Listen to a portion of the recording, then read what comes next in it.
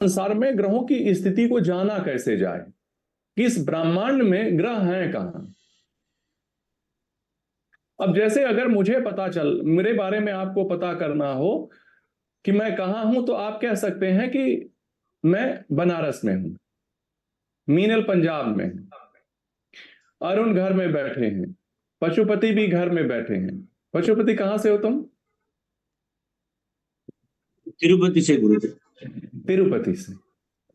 पशुपति तिरुपति में बैठे हैं। तो हम ऐसा इसलिए कहते हैं क्योंकि तिरुपति अपनी जगह स्थिर है। पशुपति चल सकते हैं, पशुपति हो सकता है बनारस आ जाए, तो उस समय हम कहेंगे पशुपति बनारस में है।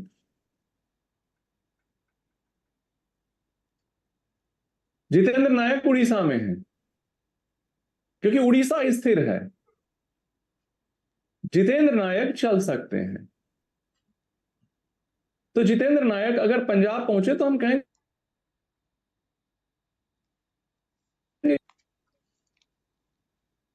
उड़ीसा भी अपनी जगह स्थिर है। या जैसे आप अपने किसी दोस्त से पूछे कहां हो तुम, वो कहेगा मैं फलाने मॉल के बगल में हूं, तो आप उस मॉल तक पहुंच जाएंगे। लेकिन आप ये नहीं बताते कि वो जो कार चल रही है नीले रंग की, इस समय मैं वहां हूं, क्योंकि वहां पहुंचा नहीं जा सकता, क्योंकि जब तक आदमी पहुंचेगा कार भी कहीं होगी, आप भी कहीं होगे। तो जो पता दिया जाता है स्थिर चीज का दिया जाता है, जिससे कि उस स्थान पे पहुंचा जा सके। जो चीज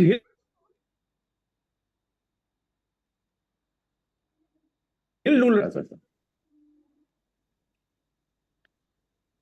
तो इस संपूर्ण ब्रह्मांड में जो नक्षत्र है, नक्षत्र जिसमें कहीं कोई गति नहीं, कहीं कोई परिवर्तन नहीं।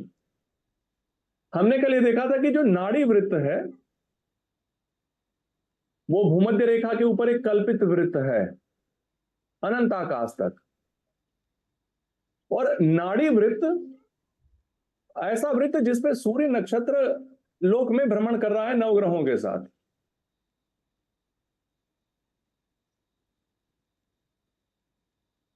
तो जो नक्षत्र हैं उस पूरे के पूरे इस पूरे क्रांति वृत्त में अपने स्थान पर एक निश्चित स्थिति में और निश्चित स्थान पे हैं। इनमें कोई परिवर्तन नहीं होता। न तो इनकी आकृति में कोई परिवर्तन होता है, न तो इनकी स्थिति में कोई परिवर्तन होता है। फॉर एग्जाम्पल,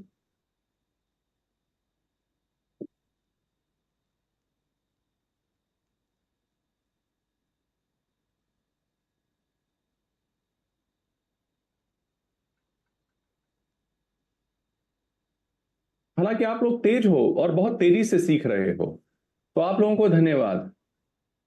मेरे लिए पढ़ाना आप लोगों को सरल है।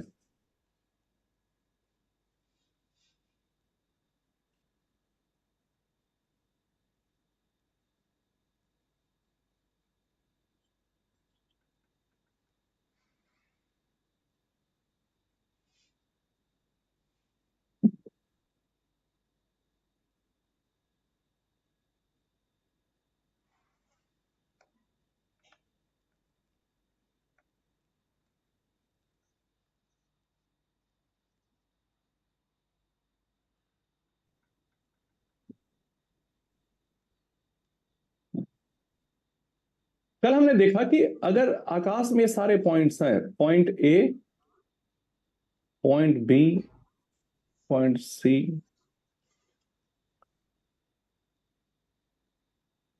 अगर पॉइंट ए पे 3 तारे हैं ऐसे, पॉइंट बी पे 5 तारे ऐसे हैं, जब आकाश में जाएंगे तो मृगशिरा नक्षत्र ऐसे ही दिखेगी।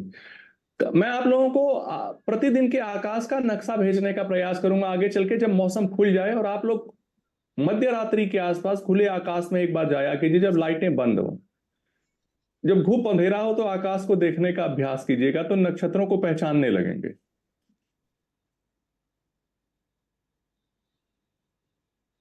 शहरों में तो इतनी लाइट रहती है रात में भी कि आकाश दिखता ही नहीं।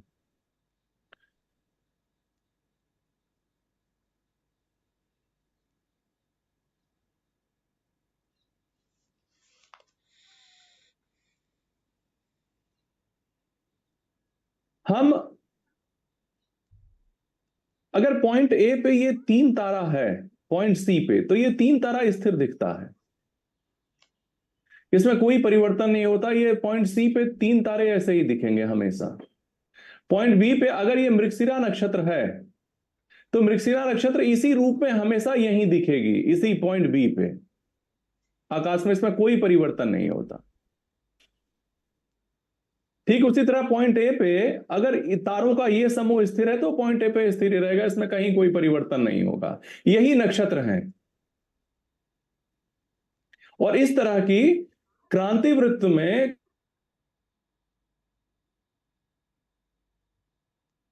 कुल 27 इन्हीं नक्षत्रों को मिलाकर राशियां बनी हैं। जब नक्षत्रों में कहीं कोई गति नहीं है,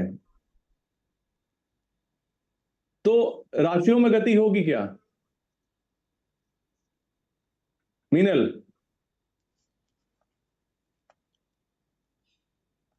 जी जी गुरु जी, नहीं होगी गुरु जी, क्योंकि एक राशि में 2 नक्षत्र और एक नक्षत्र एक चरण होता है। Good, very good. तो कहीं ना कहीं राशि भी नक्षत्र से बनी है, तो अगर उनमें गति नहीं है नक्षत्र में, तो राशि में भी नहीं होगी। बहुत अच्छा उत्तर, परफेक्ट आंसर। ठीक है, तो ऐसी स्थिति में, लेकिन गति किसमें है? ग्रहों में है। ग्रहों में। मान लेते हैं सूर्य आज यहां है,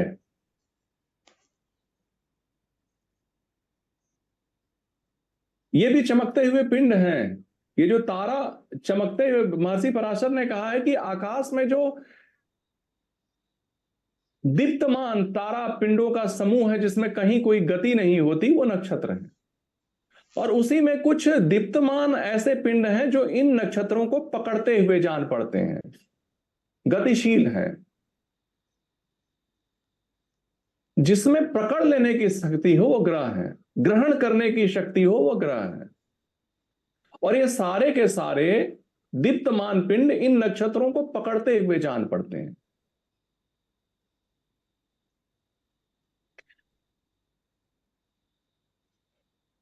जैसे सूर्य यहां है, हम इसे B1 B2 B3 B4 B5 B6, अब इसे हम लोग मान लेते हैं एक राशि ये है मेष।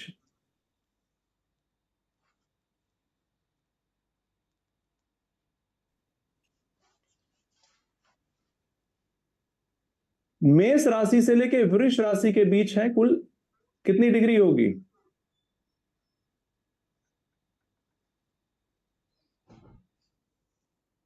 एक राशि 30 डिग्री की होती है ना, 30 अंश की होती है।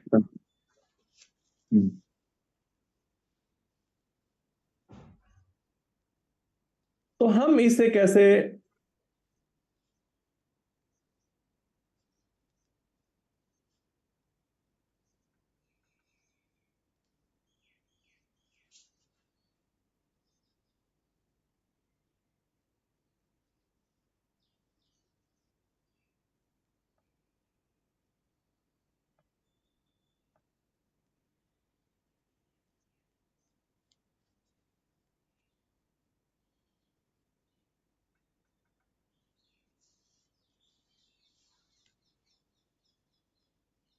चलो मीनल, तुम्हारी बताओ, अगर तुम बता दोगे तो मैं समझ जाऊंगा, सब बता देंगे। यहां पॉइंट ए पे कौन सी राशि लिखूं? आपने लिख दिया आप इसमें मिथुन, मिथुन लिख दिया आपने। इसमें आप कुंभ लिख दीजिए। गुरुजी मीन। मीन। मीन मीन यस, सॉरी मीन यस। हेमा, तुम्हें नहीं उत्तर देना है, मुझे पता है तुम दे लोगे, गुरुजी मीनल कंफ्यूज हो रहा है। इसीलिए उसका कंफ्यूजन ही दूर कर रहा हूं मैं। देखो, ये पूरा एक सर्किल है, ठीक है? इसमें ना तो कोई प्रारंभ है ना तो कोई अंत है। अगर ये मेष राशि है,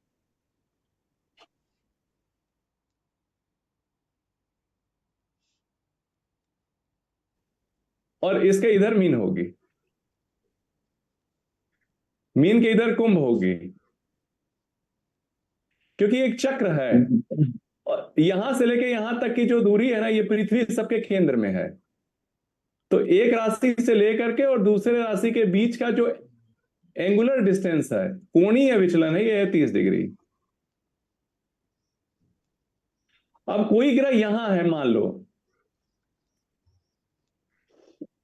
तो क्या कहेंगे हम? वो मीन राशि बिता करके मीन राशि के इतने एंगल पर है वो।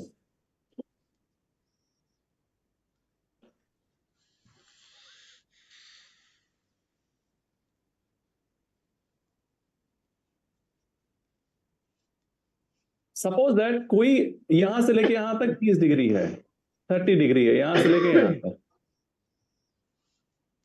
ये तो 30 डिग्री होगी, इसमें कोई संदेह है किसी को? अरुण,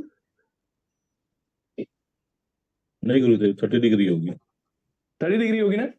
तो जी। अगर सूर्य जैसे यहां है और ये है मेष राशि का,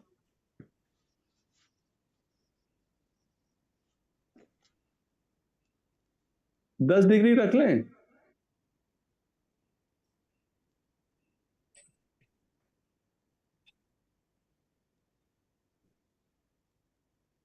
ये वाली पॉइंट मान लेते हैं 10 डिग्री है, तो हम ये कहेंगे कि सूरज मेष राशि के 10 डिग्री पर है। अगर हम कहते हैं कि मिथुन राशि के 20 डिग्री पर कोई ग्रह है,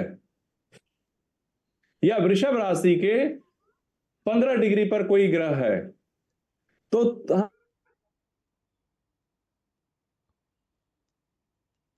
हम आकाश से लेके यहां तक का जो पूरा स्पेस है ये 30 डिग्री का है, तो इसका मतलब कि आकाश में इसी पॉइंट पे होगा। अगर 10 डिग्री पे है तो सूरज यहीं होगा।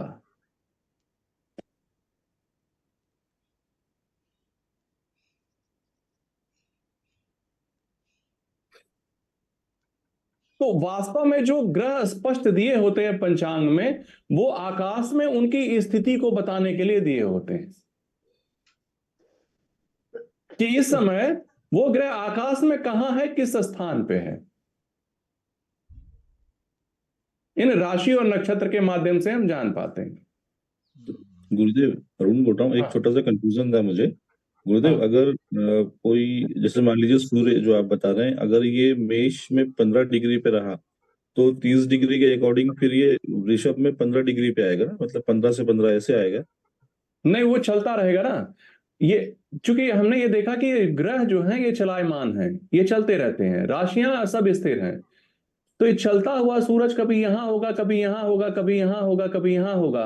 हो सकता है मेष राशि का जैसे ही 30 अंश पूरा कर ले, ये वृषभ राशि में चला जाएगा। गुरुदेव वही वही थोड़ा सा कंफ्यूजन ही था मुझे। जैसे मान लीजिए 30 अंश पे पूरा करेगा वो एक राशि से दूसरी राशि पे, तो यदि वो मेष में मान लीजिए 10 डिग्री पे है, तो इस तरह से वृषभ में पूरे 30 की जगह 20 डिग्री पे है, क्योंकि 30 डिग्री पे चल रहा है, तो मेष का 10 और वृषभ का 20 ऐसे करके टोटल 30 डिग्री हो जाएगी उसकी। तो इसी तरह से होगा ना? वृषभ नहीं, नहीं, वृषभ लोगे ही क्यों? अगर कोई नहीं। ग्रह यहां है, सपोज दैट यहां है कोई ग्रह, यहां जी। मंगल को हम रख लेते हैं, ठीक है। मेष से जी। वृषभ की तरफ चलेगा, फिर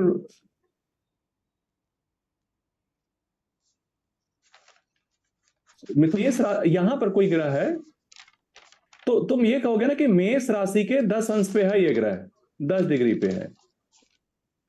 वृषभ राशि तो इसका लेना ही देना नहीं है। तो एक राशि पूरी करने के बाद फिर दूसरी में शुरुआत करेगा? हाँ ऐसा? बिल्कुल, एक राशि में जब ये पूरा हो जाएगा तभी दूसरी राशि में जाएगा। जी ठीक है गुरुदेव, समझ गए। ठीक है, और किसी को कोई प्रश्न? ठीक है। लेकिन जब हम वो लग्न वगैरह का चार्ट बनाते हैं तब उसमें तो हम ऐसे ही काउंट करते हैं कि 4, 14, 43। तो 4 पार करके 14, 43 करके हम पांचवा ग्रह लेते हैं। हाँ, मैं उसी बिंदु पर आ रहा था। जी जी। अब पंचांग में आप लोगों को ग्रह ऐसे ही हुए दिखे मिलेंगे, लेकिन हमें यहां यही चीज समझ लेना है कि कैसे हम ग्रहों को लोकेट कर रहे हैं, उन्हें कैसे लिखा जाता है। तो ग्रहों को लिखने की पंचांग में सबसे छोटी इकाई होती है विकला।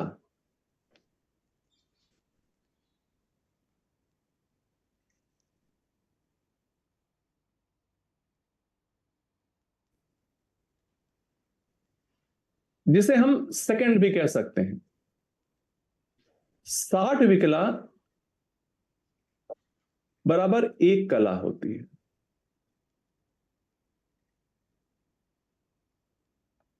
साठ कलाएं मिलकर के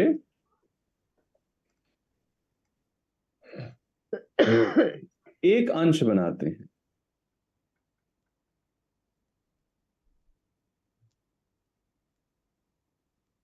और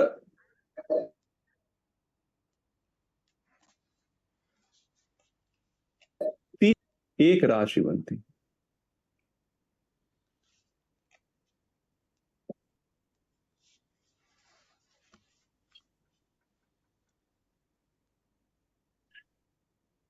इसे डिग्री मिनट सेकंड भी आप लोग कह सकते हैं।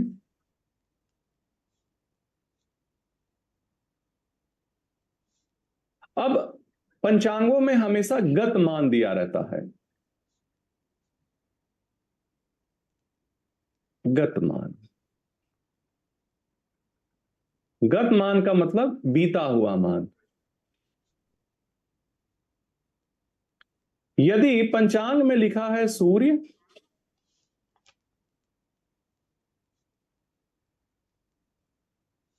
तीन 5 17 6,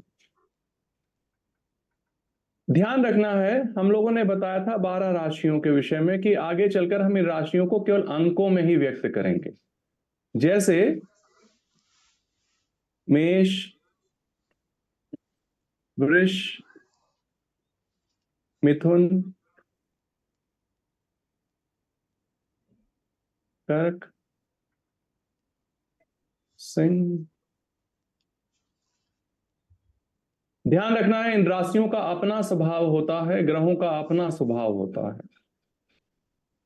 ये सारे चैतन्य चीजें हैं, ये मृत पाय पिंड नहीं है।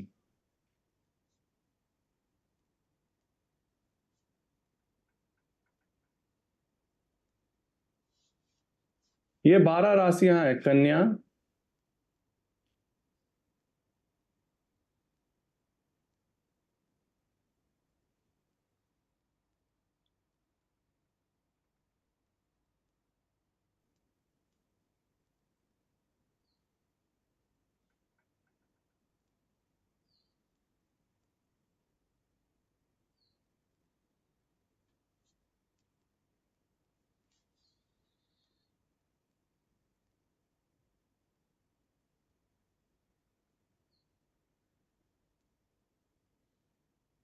ये 12 राशियां हैं।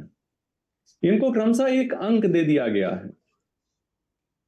1 2 3 4 5 6 7 8 9 10 11 12।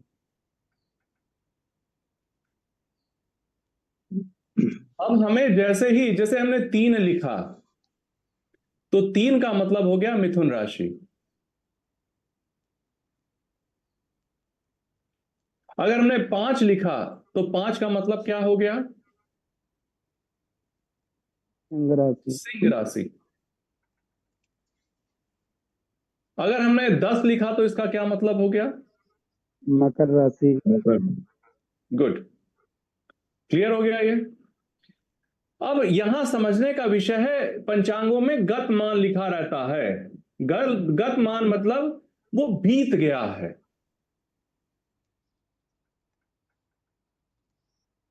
जैसा है, तो ये जो पहला अंक है ये है राशि।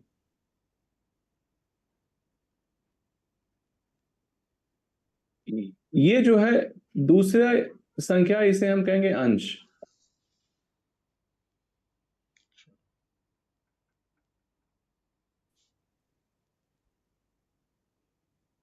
तीसरा नंबर है, इसे कहेंगे कला। और ये चौथी संख्या, इसे हम कहेंगे विकला।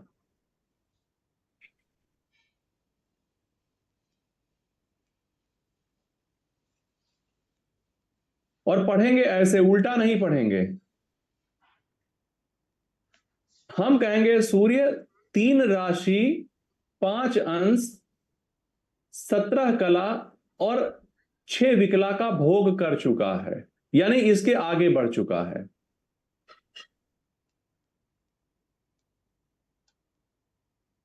अर्थात सूर्य तीसरी राशि को बिता चुका है, यानी मिथुन राशि को बिता चुका है। तो मिथुन के बाद कौन सी राशि आती है?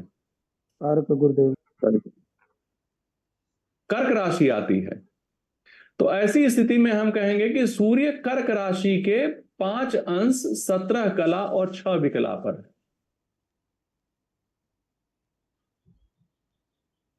जैसे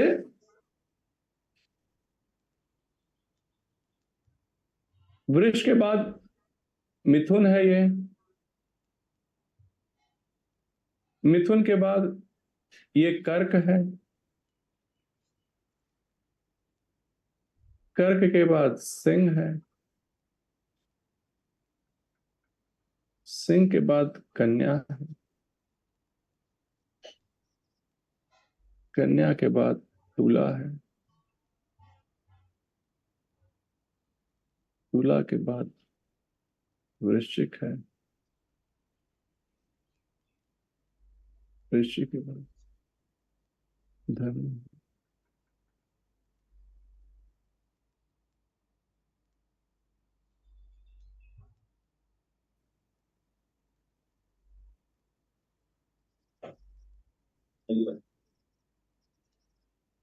यहां देखें आप, ये जो मैंने नंबर लिखे हैं ना, ग्रह इसी तरीके से चक्र लगाएंगे।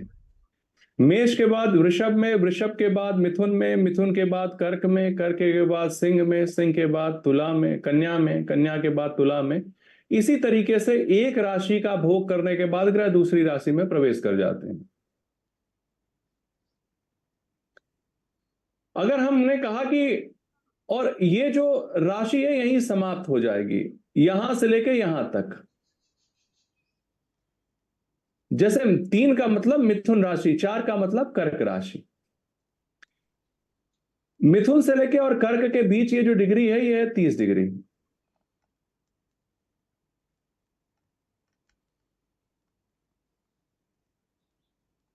यानी मिथुन राशि का विस्तार यहां से लेके यहां तक है।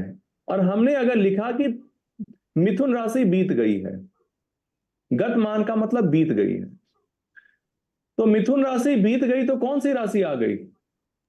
कर्क आ गई। यानी अब जो ग्रह सूर्य है वो यहां चला गया है, यानी कर्क राशि में भी आ गया। कर्क राशि के 5 अंश पे है, यहां से यहां तक अगर 30 अंश है तो हम कह सकते हैं समवेयर यहां है सूरज इस समय।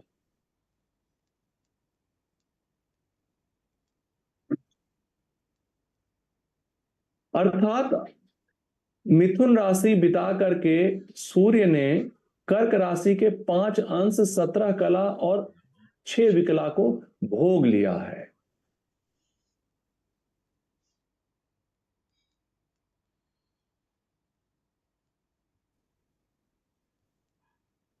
तो वास्तव में जो पंचांग में दिए हुए ग्रह हैं वो आकाश में, जो ग्रह स्पष्ट दिए हुए हैं आकाश में ग्रहों का पता है कि इस समय कोई भी ग्रह पूरे ब्रह्मांड में है कहां।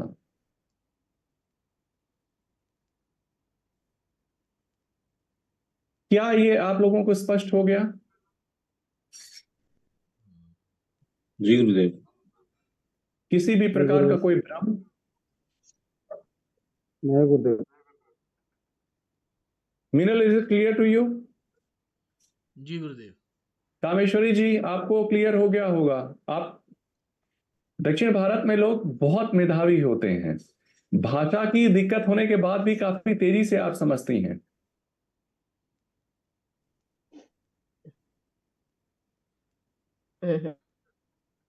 ये आपको हो गया clear Kameshwari ji? I'm trying to understand, but I'll take some time and then I'll ask you if it is not clear. Okay, Is there any confusion in between what I have explained? No, actually,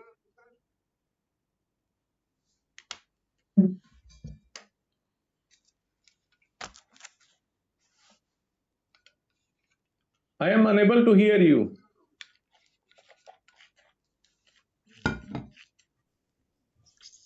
Kameshwari ji. I think my internet connection is too weak. Can Okay. you hear me? Sorry. Am I audible? Yeah, I think little bit you are audible.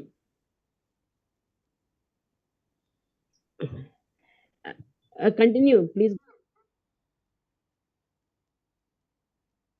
Go ahead.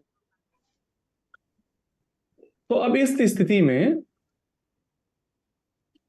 यहां से आप लोग सीखेंगे कि कैसे ग्रहों को स्थापित किया जाता है।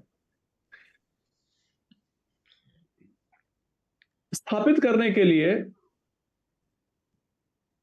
हमें यह ध्यान रखना होता है, दो वृत्त हैं। एक है क्रांति वृत्त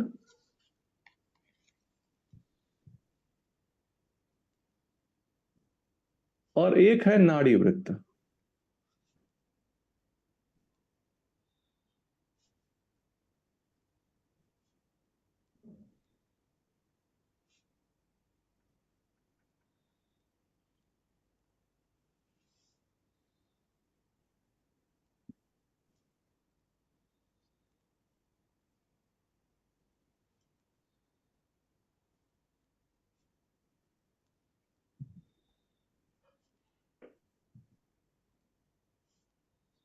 ये पॉइंट है पूरब,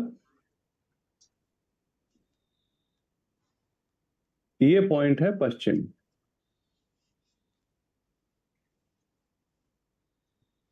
ईस्ट, वेस्ट।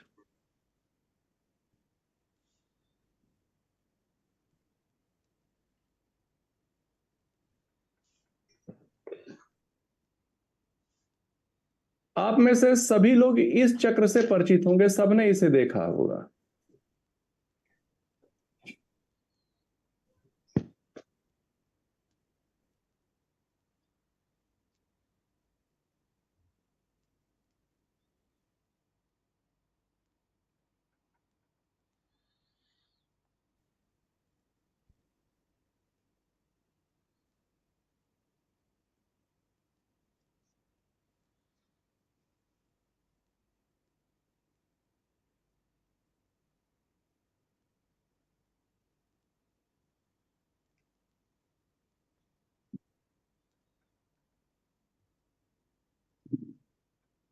आप लोगों ने आप में से सभी लोगों ने इस चक्र को देखा होगा।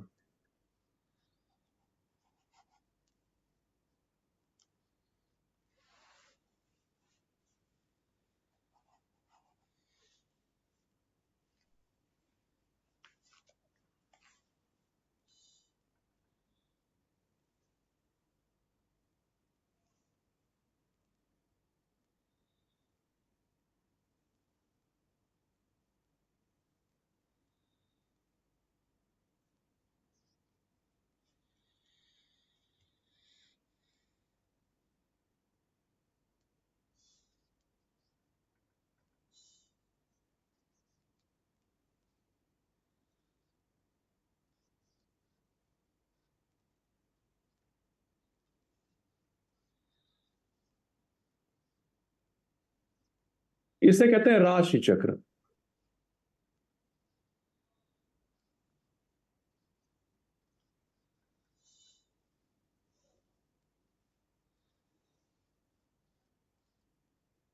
इस चक्र से आप सारे लोग परिचित होंगे। जब आप ज्योतिषी के यहां जाते हैं, आप लोग की कुंडली बनी हुई, तो आपने इस चक्र को देखा होगा।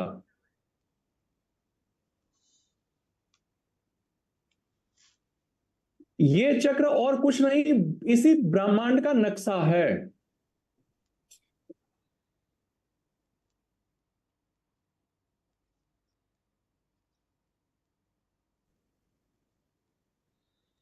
ये ईस्ट है, ये वेस्ट है, ये साउथ है और ये नॉर्थ है।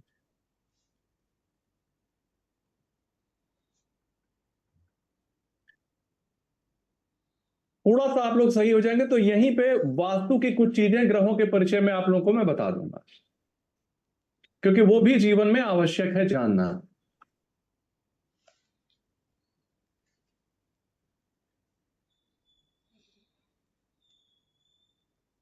ये जो क्रांति वृत्त है, ये है हमारा नाड़ी वृत्त, ये है क्रांति वृत्त।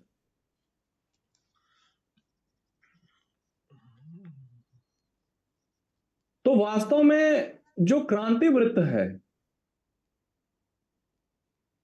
वो समस्त भावों को स्पर्श करता जाता है, जबकि नाड़ी वृत्त सारे भावों को नहीं छूता। मेरी ड्राइंग अच्छी नहीं है, इसका विस्तार कुछ ऐसा होता है कि सारे भावों को टच करते हुए जाए, कोई भी भाव क्रांति वृत्त से नहीं बचता। जबकि नाड़ी वृत्त केवल और केवल ऊपर से नीचे की तरफ जाती है। इस संसार में भोगे जाने वाले जितने भी विषय हैं, सब के सब इसी क्रांति वृत्त पर हैं।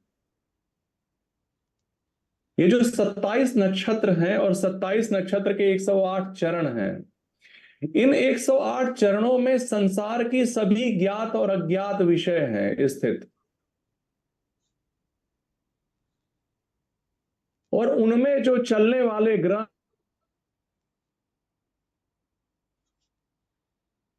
हैं अपना फल लेते हैं और आपको प्रदान कर देते हैं। जैसे मार्केट में आप गए सब्जी मंडी लेने, और सब्जी मंडी लेने गए, आपके जेब में 10 रुपए हैं, तो हम यह उम्मीद करेंगे कि आपसे हमें 10 रुपए की सब्जी मिलेगी। आप वहां से 10 रुपए की सब्जी ही लेकर आओगे। हम ये उम्मीद नहीं कर सकते कि सब्जी मंडी में जाकर के और 10 रुपए में आप मर्सिडीज कार लेके आओगे।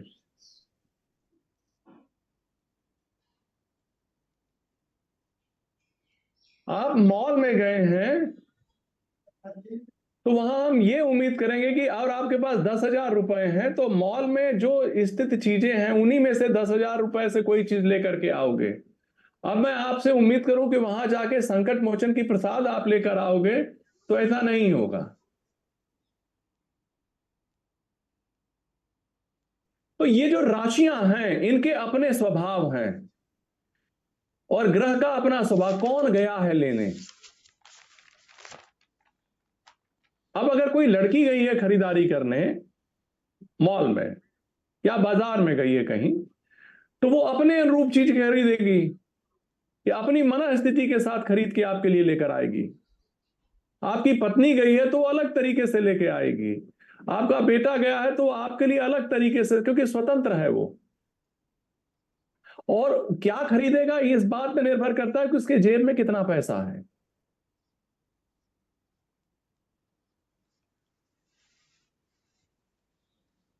ग्रहों को आप खरीदार के रूप में लें।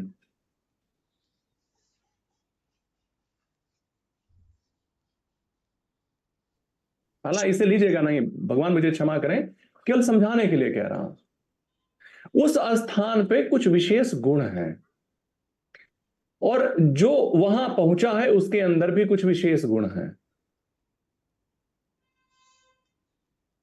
ये उस स्थान से क्या ले रहा है, किस रूप में ले रहा है। एक संत है, एक बच्चा है, एक स्त्री है, एक शराबी है, सबको जेब में पैसे डाल दीजिए और कहिए जाके खरीद ले आओ। जो शराबी होगा शराब की दुकान से उसी पैसे से चीजें खरीद कर लाएगा।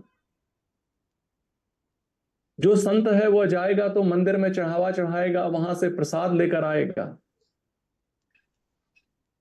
इस संसार के सारे विषयों में अपनी प्रवृत्ति के हिसाब से लोग जाएंगे, वहां से चीज लाके आपको देंगे।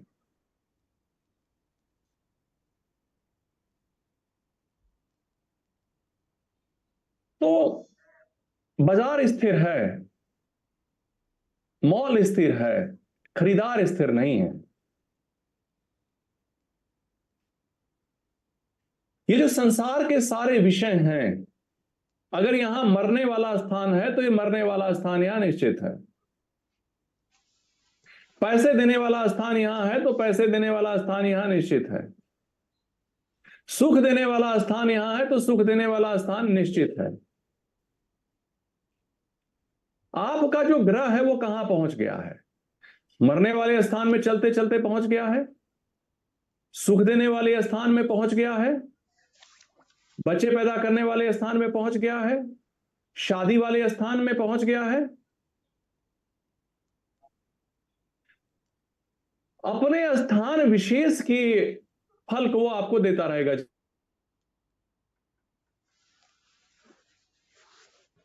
जीवन भर।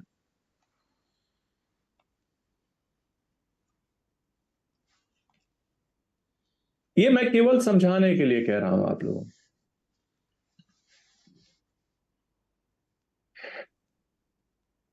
यहां समझने का विषय है कि जो नाड़ी वृत्त और क्रांति वृत्त का पूर्वी संपात बिंदु है, इसी को कहते हैं लग्न।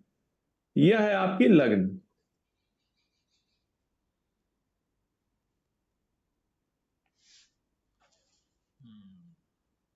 अर्थात क्षितिज पर जो राशि स्थित है उसी को लग्न कहते हैं। और क्षितिज मतलब जहां पृथ्वी और आकाश मिलते हुए दिखते हैं। तो पूर्व की तरफ जहां पृथ्वी और आकाश मिल रहे हैं उसी स्थान को वास्तविक लग्न कहते हैं।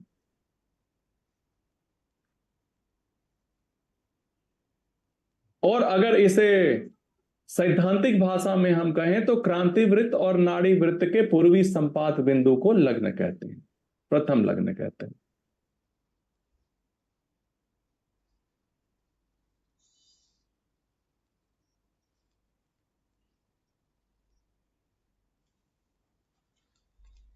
ये लग्न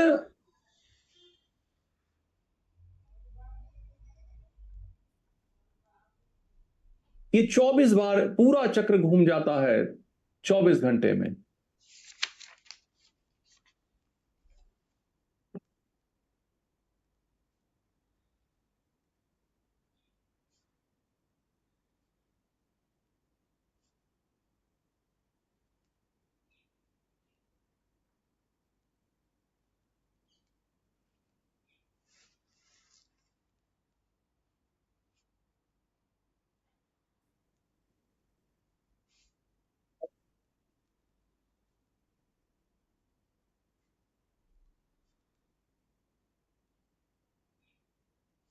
ये सारा का सारा जो स्थान है, यहां से यहां तक ये 30 डिग्री है, यहां से यहां तक ये भी 30 डिग्री है, यहां से यहां तक ये सब 30 डिग्री के हैं। ये राशि चक्र ध्यान रखिएगा, ये भाव चक्र नहीं है, भाव चक्र अलग होता है। इससे हम केवल और केवल लोकेट कर रहे हैं कि चीजें कहां हैं, इस आकाश के नक्शे को बना रहे हैं।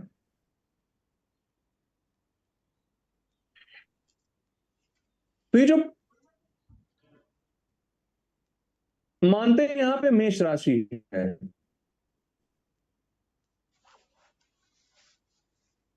मेष राशि प्रथम राशि।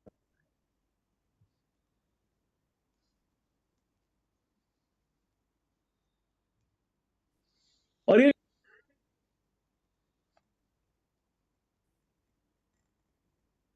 वो इस स्थान पे गुजरता जरूर है 24 घंटे में।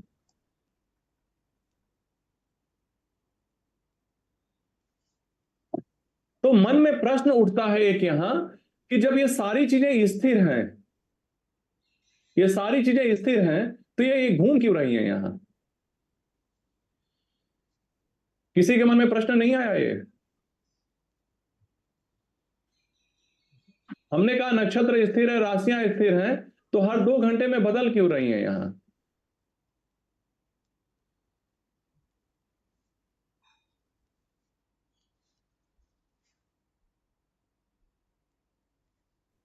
कहते हैं कि इस पूरे संसार में कुछ भी स्थिर नहीं है, स्थिर प्रतीत होता है, क्योंकि एक वायु है,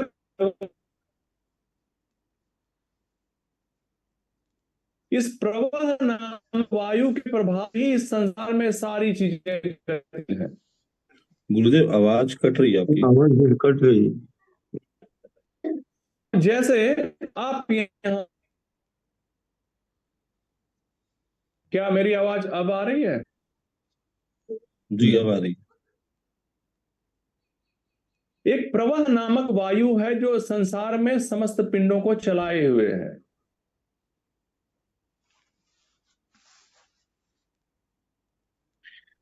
अब ऐसे आप देखें कि एक ट्रेन है और आप यहां बैठे हैं।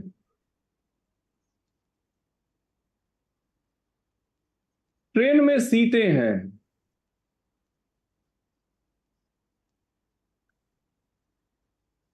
और ट्रेन के अंदर चलते हुए यात्री हैं। आप यहां बैठे हैं, ट्रेन धीरे धीरे चल रही है। ट्रेन तेज भी चल सकती है, लेकिन ऐसे कहें आप, तो इसमें जो सीट है वो तो आपको स्थिर दिखेगी, लेकिन अगर कोई आदमी चलती हुई ट्रेन में यहां से लेके यहां जा रहा है तो आदमी चलता हुआ दिखेगा।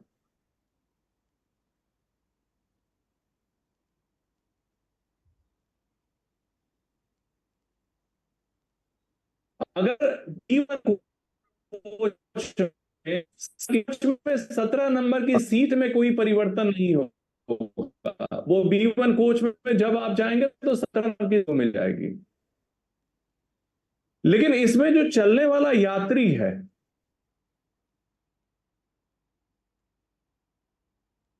या वही चलती हुई ट्रेन में अगर यहां से यहां जा रहा है तो आपको दिखेगा कि नहीं कि वो चल रहा है? जय गुरुदेव। ठीक, यह ट्रेन है और उसमें चलने वाले जो, उसमें चलने फिरने वाले लोग हैं वो सारे ग्रह हैं। प्रवाह नामक वायु इस संसार में सभी चीजों को चलायमान रखी है।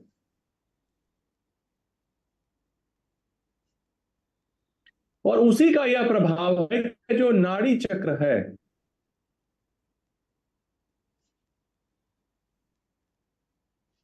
ये 24 घंटे में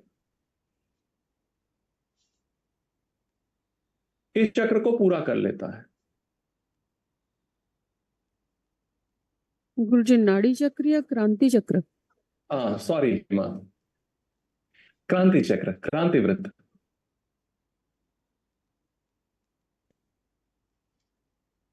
very good, very minutely you are observing me. इसका मतलब यह हुआ कि ये जो पूरा का पूरा चक्र है, ये 1 घंटे में मेष राशि पूरा कर लेगी, अगर यहां है तो। इसे ऐसे करते हैं।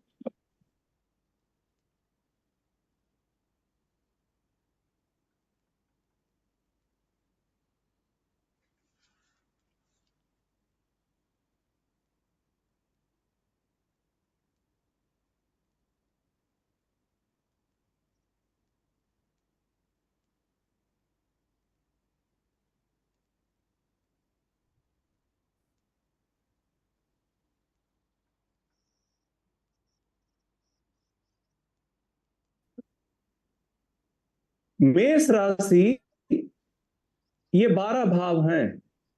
इन 12 भावों में मेष राशि को 24 घंटे में इस पूरे चक्र को पूरा कर लेना है।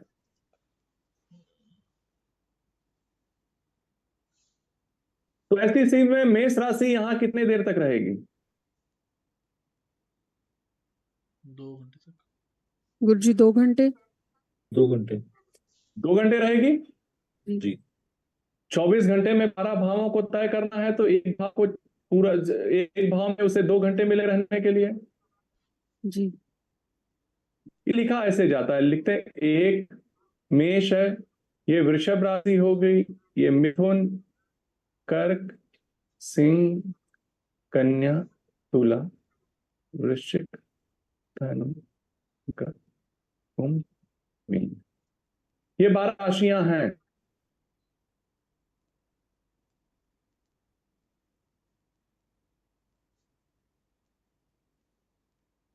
ये राशि चक्र है पूरा। अब अगर मेष राशि यहां पहुंच गई चल के, तो अब यहां कौन सी राशि आ जाएगी? मेन राशि गुरुदेव। ऋषभ राशि। मेष राशि इधर गई तो इधर वाली राशि अब इधर आ जाएगी ना, जी। मेष वृषभ राशि हो जाएगी।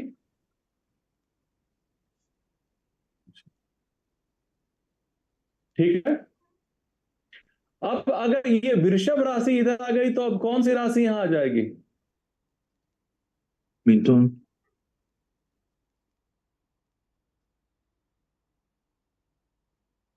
मिथुन। अब मिथुन अगर यहां आ जाएगी, यहां से निकल जाएगी, तब ये कौन सी राशि आ जाएगी? कर्क। कर्क। मीनल कौन सी राशि आ जाएगी? कर्क। कर्क आ जाएगी। यही आप लोग जान लें कि जो सूर्योदय के समय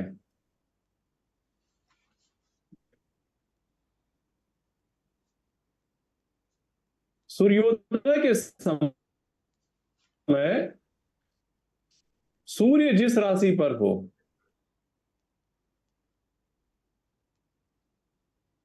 वही लग्न होती है, वही प्रथम लग्न होती है।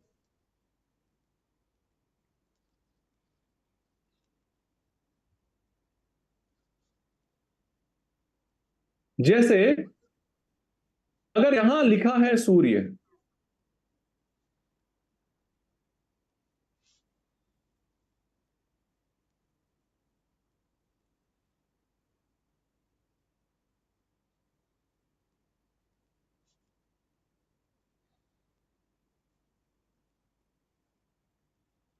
अगर ये लिखा है कि सूर्य 6 9 8 17, 6 9 8 17 का मतलब कि सूर्य किस राशि पर है?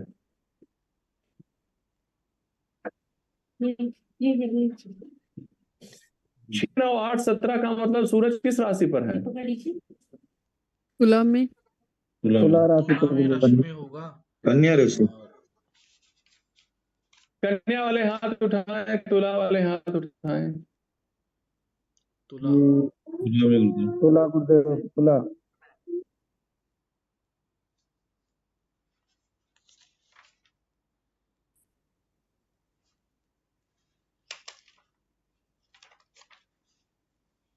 सूर्य कन्या राशि बिता करके तुला राशि के 9 अंश में है। गतमान दिया है ना।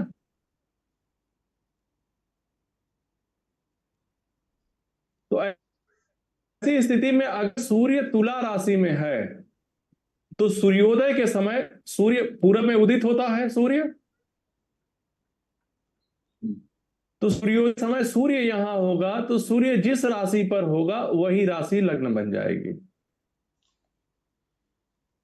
तो इसमें तुला राशि लग्न बनेगी। तो यहां तुला राशि लिखेंगे और उसके बाद आगे की राशियां व्यवस्थित कर देंगे।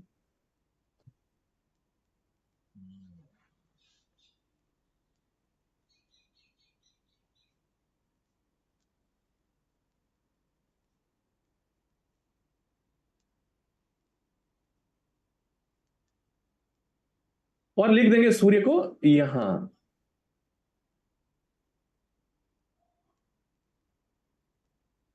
सूर्य को हम यहां लिख देंगे।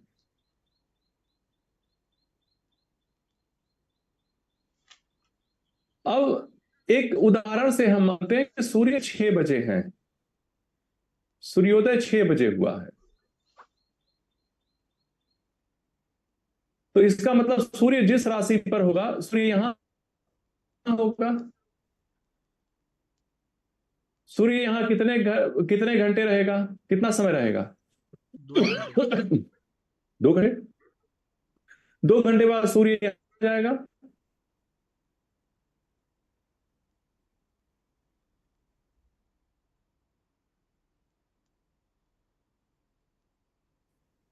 उसके 2 घंटे बाद सूर्य यहां चला आएगा।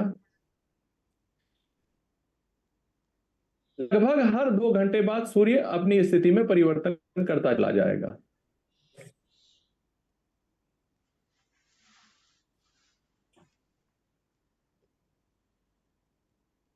जन्म कुंडली में केवल सूर्य को देखने से ही आपको पता चल जाएगा कि कितने बजे इस व्यक्ति का जन्म हुआ होगा अनुमानित। अगर आपके पास ये चक्र आए तो इस चक्र को देखने मात्र से आप समझ जाएंगे कि इस व्यक्ति का जन्म कब हुआ होगा अनुमानित। अब जैसे सूरज किसी की कुंडली में यहां दिखता है, यहां, और सूर्योदय हुआ है 6 बजे, तो 6 से 8 बजे तक सूरज यहां होगा, 8 से लेकर 10 बजे तक सूरज यहां होगा, 10 से लेकर 12 बजे तक सूरज यहां होगा, 12 बजे से 2 बजे तक सूरज यहां होगा दोपहर के, 2 बजे से लेकर 4 बजे तक यहां होगा सूरज, 4 बजे से 6 बजे तक सूरज यहां होगा। ऐसी स्थिति में अगर सूरज यहां है 6 भाव में,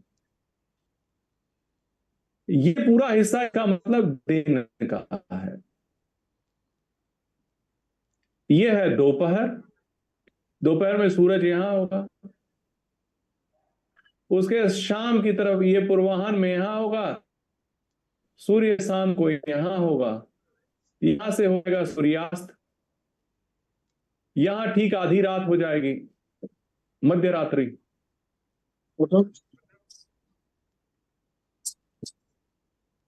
और क्रमशः फिर 3 बजे और ये हो गया।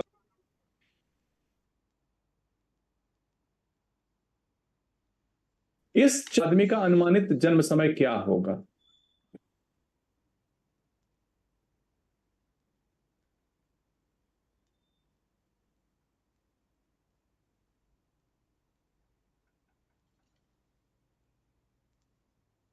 साथ में सूर्य की स्थिति के हिसाब से आप जान पाएंगे कि किस तारीख को उस बच्चे का जन्म हुआ होगा, किस डेट को। अगर सूर्य स्पष्ट हो तो आप यह ज्ञात कर लेंगे कि किस डेट को इसका जन्म हुआ है।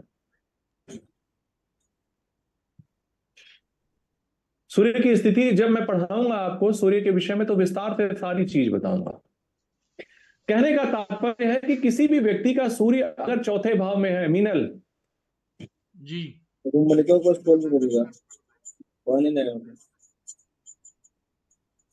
तो कब इसका जन्म होगा अनुमानित? हाँ, इसका जन्म होगा दोपहर को 12 से लेके 2 बजे के बीच में। Very good. दोपहर में 12 से 2 के बीच इसका जन्म होगा। सूर्य अगर यहां है तो, सूर्य अगर यहां है तो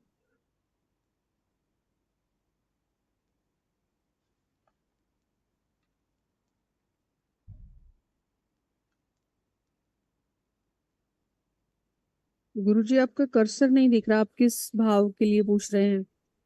इस भाव के लिए अगर सूर्य यहां है तब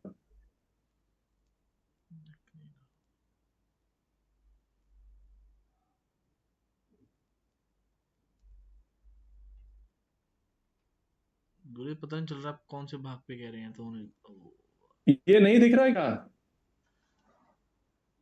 कर्सर दिख नहीं रहा गुरुदेव। 10वें भाव में। अच्छा,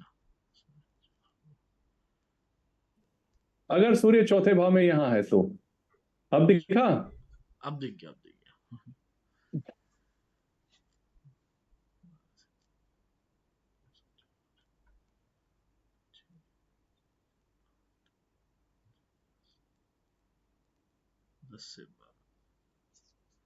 रात्रि 10 से 12 का गुरुदेव। 12 से 2 रात्रि, या 10 से 12 कह सकते हो। मध्य रात्रि के बाद ही इसका जन्म हुआ है, आधी रात में। जी एक आइडिया हो गया कि नहीं? जी जी जी। तो चक्र देखने को की शुरुआत आप लोगों से हो गई है। अब मैं आप लोगों को कल ये चक्र भरना सिखाऊंगा कि वास्तव में किसी भी व्यक्ति की कुंडली बनाई कैसे जाती है, चक्र का निर्माण कैसे किया जाता है, ग्रह कैसे भरे जाते हैं। और इन चक्र को भरने के बाद फिर मैं आप लोगों को भाव साधन बताऊंगा कि संसार के कौन कौन से विषय किन भावों से संबंधित, उसके बाद फिर ग्रहों का परिचय दूंगा विस्तार से। लोगों को प्रारंभिक ज्ञान हो जाए तो उसके बाद फिर गहराई में ले चलूंगा।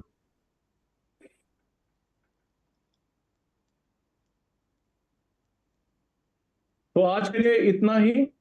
अगर किसी के मन में किसी प्रकार का कोई संदेह हो तो पूछ सकता है। प्रणाम गुरुजी। मंगल महिमा। गुरुजी, आपने हमें ये तो बताया कि सूर्य की स्थिति देख करके ये बता सकते हैं कि इसका जन्म सुबह हुआ, दोपहर हुआ, शाम को हुआ। अगर संभव हो तो गुरुजी अंश के अनुसार हम तारीख भी लगभग बता सकते हैं।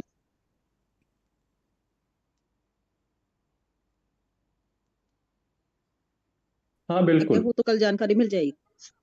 ठीक है, हो जाएगी। सूर्य की स्थिति के हिसाब से आप लोगों को बता दिया जाएगा कि आप उसकी एग्जैक्ट डेट पता लगेंगे कि किस डेट में उसका जन्म हुआ है। जी गुरुजी, प्रणाम। प्रणाम गुरुजी। मंगल और हो जब मेरे। गुरुजी हम हाँ। चंद्रमा को अध्ययन करेंगे तो चंद्रमा से हम तिथि का अनुमान लगा लेंगे कि इस तिथि के लगभग किसी व्यक्ति का जन्म हुआ है। हाँ बिल्कुल कर लेंगे। जी गुरुजी, प्रणाम। गुरु जैसे आपने ये राशि चक्र में लिखी है राशियां 1 2 3 4, उनको दे दिया, नंबर दे दिया। और उसके बाद जब हमने सूर्य को तुला राशि में देखा और उसका पहला लगन 7 में डाल दिया, मतलब पहले लगन में तुला राशि डाल दी, उसके बाद मैं ये कह रहा हूँ ये जो संख्या है इसको लिखने का या इसको याद करने कोई आसान तरीका या कोई है सही वे? ये सबसे आसान तरीका है और इसे याद करना ही नहीं है। तुम्हें केवल 1 से लेके 12 तक के सारे नंबर याद कर लेने हैं और मेरे ख्याल से सभी को याद है नंबर 100 तक नंबर याद नंबर याद है, बस जैसे आपने 1 2 3 4 लिखा, ये थोड़ा कन्फ्यूज है कि ये कैसे लिखा जाए, मतलब You from starting from 7, go anti-clockwise, 7, 8, 9, 10, 11, 12. After 12, okay again go back to 1, 2, 3, 4. Okay Anti-clockwise. When you are Okay. writing rasis, you have to write anti-clockwise. Okay okay. इसे याद नहीं करना, केवल भरना है। जैसे अगर यहाँ पर Guruji, I have a doubt. Okay This lagna, when you are writing lagna